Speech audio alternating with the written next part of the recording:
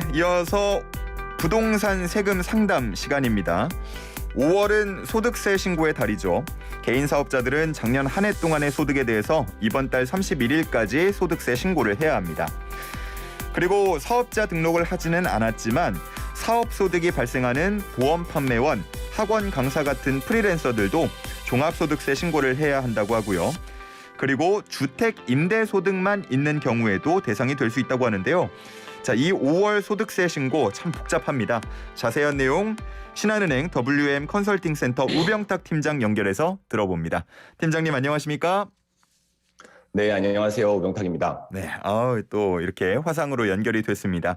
우리 우병탁 팀장님의 잘생긴 얼굴 보고 싶으신 분들은 유튜브에서 YTN 라디오 검색하셔서 보이는 라디오로 함께 하시면 확인을 하실 수 있겠고요. 팀장님, 저희 오늘 본격적인 얘기 나눠보기 앞서서 청취자 퀴즈 준비된 거 있었는데요. 이거 함께 같이 한번 풀어봐 주시겠습니까? 네, 힌트 말씀이시죠? 예, 힌트 하나 들으시면서 준비를 해주시면 좋을 것 같아요. 자, 바다나 강, 호수 등지에서 어업을 본업으로 삼으며 살아가는 사람들의 촌락을 말합니다. 어업이 이루어지는 마을, 여기가 어디일까요?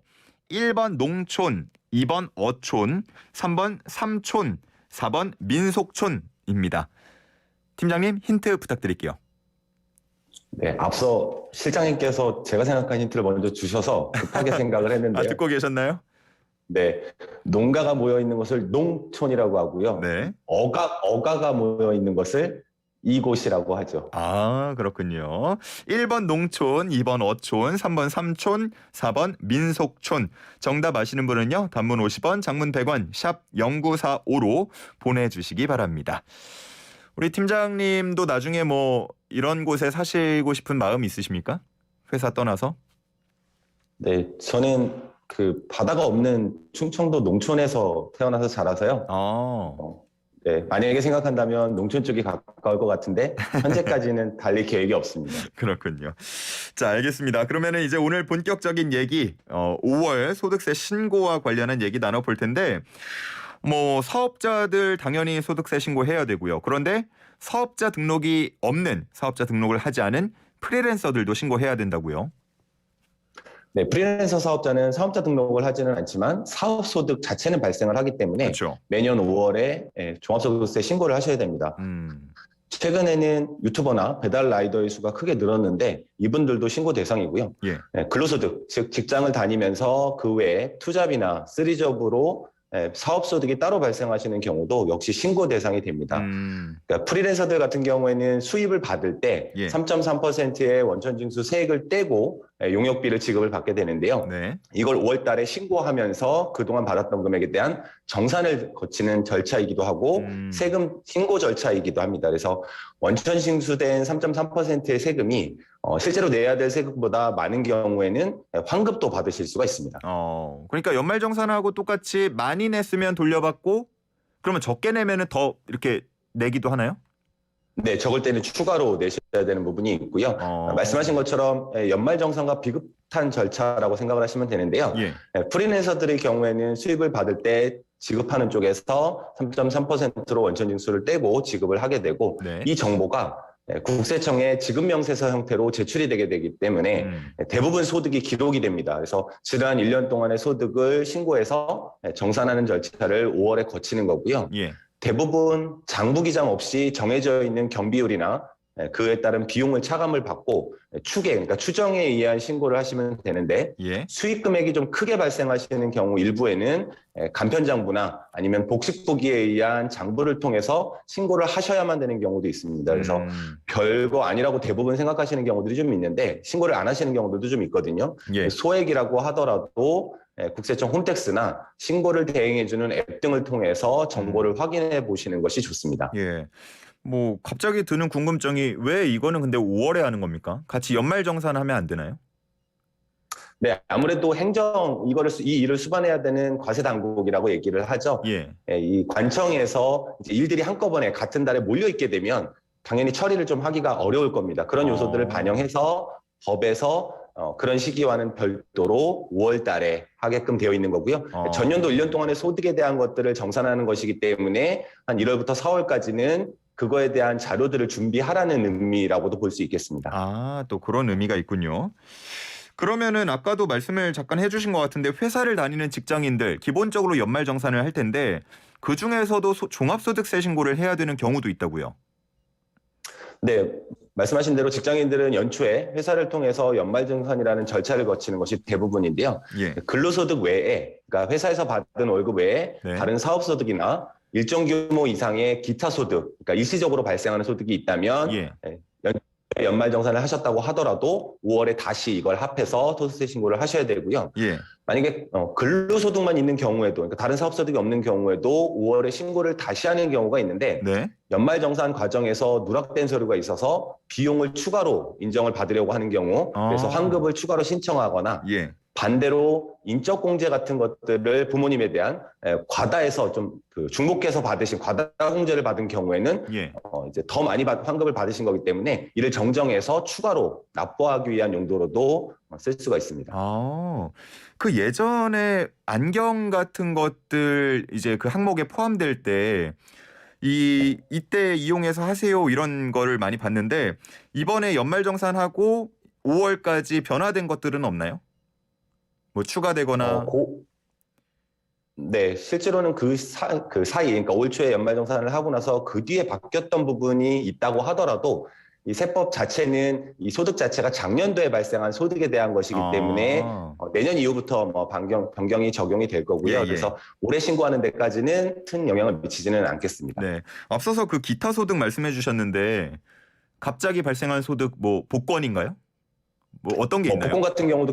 복권 같은 경우에도 기타 소득에 해당이 되고요. 아, 그래요? 그 외에도 뭐 일시적인 강연료, 그러니까 강연을 사업적으로 하는 경우가 반복적으로 하시는 경우가 아니라 일시적으로 강연에 따른 소득이 발생했다거나 이런 것들, 뭐 원고에 따른 기고료 이런 것들도 기타 소득이 될 수 있겠습니다. 기타 소득 좀 많아졌으면 좋겠다는 생각이 갑자기 드네요.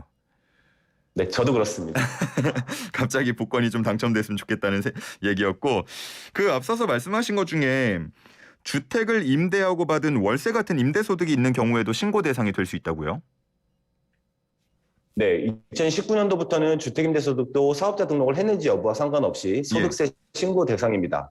우선 결혼, 조금 복잡한데요. 예. 결혼을 하신 분들 같은 경우에는 부부를 기준으로 가지고 있는 집이 한 채일 경우, 그러니까 집 1주택일 때에는 기준 시가가 9억을 넘는 경우 또는 국외, 해외에 집을 소유하고 있는 경우에는 월세를 받은 경우에 한해서 세금을 내셔야 되고요.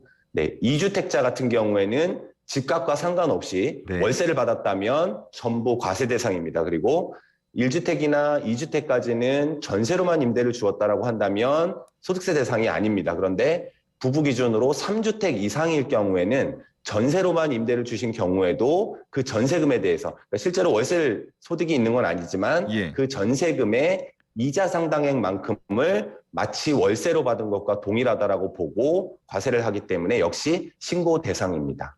이게 조금 복잡한데 주택 수라던가 아니면 월세냐 전세냐 뭐 이런 것들에 따라서 신고 대상 인지가 달라지는 것 같습니다.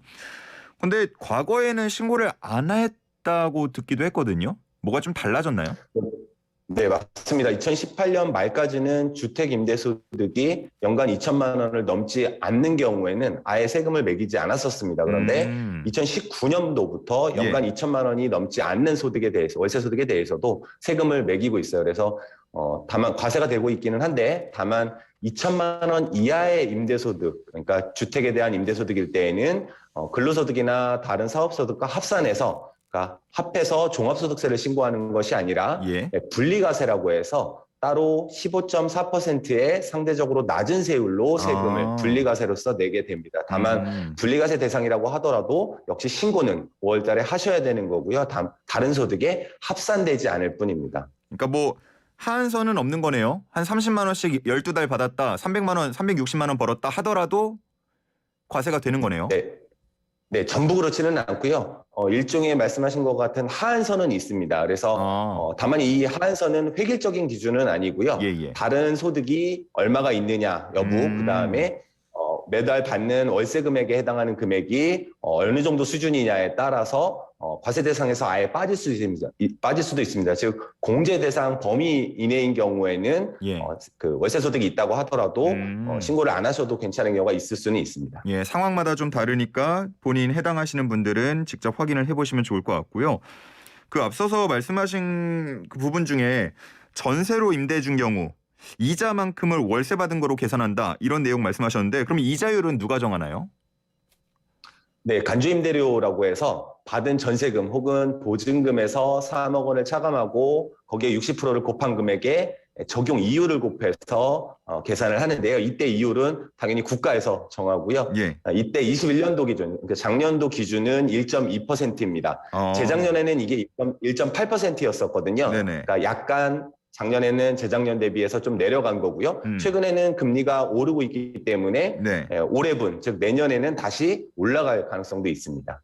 그러면 간주 임대료에 적용되는 이자율은 1년 단위로 정해지는 건가요? 네, 맞습니다. 1년 단위로 정해지고 2020년에는 1.8%, 2021년에는 1.2%로 조금 낮아지는 분위기였는데 최근에는 금리가 오르고 있으니까 다시 올라갈 수 있다. 네, 맞습니다. 네, 알겠습니다. 그 5월 소득세 신고 이거 언제까지 하면 되는지도 말씀을 해주시죠. 네, 5월 31일까지가 신고 기한인데 성실 신고 대상자로 분류되신 분들의 경우에는 6월 말까지 하시면 되고요. 그런데 이제 올해 작년에 특히 코로나19의 유행으로 인해서 영업이 제한됐던 소상공인과 영세사업자 그리고 작년에 안타깝게도 산불 피해를 받으신 분들이 좀 많았거든요. 그래서 이분들 같은 경우에는 국가가 직권으로 3개월을 연장해 줬습니다. 그래서 8월 말까지 하실 수 있고요. 그 외에 납세자들의 경우에도 세무서에 요건에 따라서 신청을 하시게 되면 8월 말까지 신고하실 수 있는 기한이 연장이 되게 됩니다. 그 뭐 손실 보전금 같은 것들 있잖아요. 그 정부에서 네. 지원해 준 그런 것들은 세금이랑 이런 거 신고랑은 상관이 없는 거죠? 네, 기본적으로 비과세 대상 소득이라고 보시면 될 것 같습니다. 영업 피해에 대한 어떤 이런 성격의 것이기 때문에 이걸 주고 나서 다시 세금을 매기게 되면 애초에 그냥 차감하고 줬어야 되는 거잖아요. 그래서 그런 개념이기 때문에 비과세 대상이라고 보시면 됩니다. 알겠습니다. 자, 이제 청취자분들의 관련 질문들도 한번 살펴보도록 하겠습니다. 오늘 설명을 또 잘 해주셔가지고 관련된 질문들도 함께 조금씩 들어오고 있는데 8825님께서는요 이런 질문하시네요. 신고 대행업체 수수료가 다 다른 것 같은데 개인 이하면 무료인가요? 하시는데 이 수수료 산정 기준을 물어보시는 것 같아요. 이건 업체마다 다르겠죠? 네, 업체마다 다르다고 보시면 될 것 같고 기본적으로는 업체마다 다를 뿐만 아니라 그 대상이 되는 신고하셔야 되는 그 소득의 금액, 그러니까 세금의 크기 그리고 그 복잡성 정도에 따라서 조금씩 다 다르다라고 보셔야 될 것 같습니다. 이게 무료인 경우도 있는 건가요? 뭐 경우에 따라서는 이제 업체에서 무료로 대행해 주는 경우는 제가 잘 알지 못하겠고요. 다만 그 국가에서 이런 업체의 도움, 대행하는 업체의 도움을 받지 않더라도 이제 국가에서 마련한 홈택스라고 하는 곳에서 조금 복잡하기는 하지만 단순한 금액이 크지 않은 경우에는 직접 신고를 하시는 것들도 가능합니다. 그러면 무료가 되겠습니다. 대행을 거치지 않고 직접 하시면은 뭐 할 수 있다라는 부분이고 5591님께서요. 2020년에 잘못 신고해서 환급을 못 받았는데 올해 재신청해도 되나요? 하시네요. 지나간 것에 대한 신청도 가능한가요? 네, 원칙적으로 가능합니다. 20년 이 시점에 신고를 하셨던 분들에 한해서 그러니까 그 소득세 신고를 당초에 하기는 했는데 잘못해 누락해서 좀 적게 그러니까 실제로는 세금을 좀 더 많이 냈다라고 하면 최대 5년의 기간 내에서 이걸 이제 경정 청구 기간이라고 합니다. 5년 전 것까지의 범위 내에서는 잘못 신고된 내용에 대한 증빙을 갖추어서 돌려달라고 요청을 하실 수 있습니다. 그러면 반대로 이 종합소득세 신고를 하지 않는 경우에는 어떠한 뭐 제재가 가해지나요? 네, 가산세 대상이 되게 되고요. 기본적으로는 소득 세금이 있는데 내지 않으셨을 경우에는 그 세금은 당연히 내셔야 되는 거고 그 외에 신고를 안 하신 금액에 대해서 통상 20% 정도의 신고불성세 가산세 그리고 세금을 늦게 냈잖아요. 원래 내야 되는 시기보다. 그래서 연체까지도 좀 되는 거죠. 1일 10만 분의 2.5 불성세 가산세도 내셔야 된다. 예. 그 뒤에 부분이 저희가 지금 접속이 조금 불량해가지고 잘 안 들렸는데 연체됐을 때 늦게 냈을 때 부분 다시 한 번만 설명 가능할까요? 네, 하루에 그러니까 늦게 냈을 때 하루에 10만 분의 2.5에 해당하는 금액, 대략 한 연간 10% 정도 됩니다. 이거를 납부불성실 가산세라는 형태로 추가로 또 납부를 하셔야 됩니다. 예, 그렇군요. 이 화상으로 연결을 하다 보니까 연결 상태가 다소 고르지 못한 부분이 있었습니다. 청취자분들의 양해를 부탁드립니다. 청취자 또 6598님께서요. 집 두 채에 하나는 거주하고 있고 다른 하나는 월세를 받고 있긴 한데 월세가 굉장히 적습니다. 그런데도 신고하고 세금을 내나요? 앞서서 했던 질문의 반복인 것 같은데 그래도 답변을 해주신다면요. 네, 원칙적으로 말씀드린 것처럼 과세 대상이기 때문에 신고를 하셔야 되는 게 맞고요. 다만 연간 2천만 원이 안 되는 케이스에 해당이 된다면 다른 소득이 합산해서 세율이 올라가는 것이 아니라 15.4%의 분리과세 세금만 내시면 되고요. 예. 만약에 다른 소득이 전혀 없으시다면 이 소득만 있으시고 그다음에 임대사업자로 등록을 하신 경우라면 월 84만 원, 임대사업자로 등록을 하지 않으신 경우에는 월 34만 원 정도 이하일 때에는 이게 이제 아까 아나운서님도 질문하셨던 면세점에 해당이 됩니다. 그래서 이때라면 이 정도 금액보다 더 작다면 따로 신고하지 않으셔도 괜찮긴 합니다. 예, 이 부분이 아마 기준이나 이런 것들에 대해서 약간 혼란스럽고 궁금한 점이 많으신 것 같습니다. 3569님께서도 비슷한 질문인데 월급을 200만 원 받고 계신다고 합니다. 그리고 보증금 1,000만 원에 월세 80만 원도 받고 있다고 합니다. 신고를 어떻게 해야 되냐 이렇게 물어보시네요. 네, 일단은 다른 소득이 있으신 상태이기 때문에 예. 대략 한 200만 원씩이면 2,400만 원 정도, 2천만 원을 넘는 상황으로 보여지는데요. 네. 그러면 아까 좀 전에 설명드렸던 것처럼 면세점에 해당하는 이 공제 200만 원 혹은 400만 원 빼주는 것들을 받을 수가 없게 됩니다. 그래서 원칙적으로 신고를 하셔야 되는 걸로 보이고 예. 대신에 이제 200만 원의 월급하고 합산과세되는 것은 아니기 때문에 네. 받은 월세 금액에서 이제 경비들을 빼고 15.4%로 그 월세에 대한 세금을 신고하시고 내셔야 될 것으로 보입니다. 네. 8765님, 이 질문은 저도 궁금했던 거예요. 최근 코로나 규제가 풀리면서 결혼식이 많아지고 있습니다.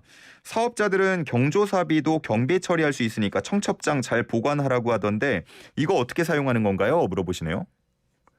네, 근로소득자들 같은 경우 저희 같은 직장인들은 상관이 없겠지만 사업을 하시는 분들은 사업을 하면서 거래처에 대한 유지 관리, 어떤 관계 정립을 위해서 상대적으로 경조사비로 지출되는 비용들도 굉장히 많을 텐데요. 그렇죠. 원칙적으로는 본인이 영위하고 있는 사업과 관련된 거래처의 경조사비라고 한다면 그러니까 비용으로 처리하는 것이 가능합니다. 네. 다만 이제 추계 신고라고 해서 비율로 계산하는 것은 안 되고요. 네. 그러니까 장부 기장을 하시는 경우에 한해서만 경비 인정을 받게 되는데 20만 원 이내의 경조사비일 경우에는 우리가 흔히 얘기하는 어떤 영수증, 경조사비를 지출하면서 영수증을 받기는 어렵거든요. 그래서 이럴 때는 20만 원 이하일 때는 청첩장이나 부고장 그리고 거래처임을 확인할 수 있는 증빙을 통해서 경비 인정을 받으실 수도 있습니다. 이것도 잘 챙겨놔야겠다 싶네요. 그렇죠? 네, 맞습니다. 네, 알겠습니다. 자, 오늘 관련한 얘기는 여기까지 듣도록 하겠습니다. 감사합니다. 네, 고맙습니다. 지금까지 신한은행 WM 컨설팅 센터 우병탁 팀장과 함께했습니다.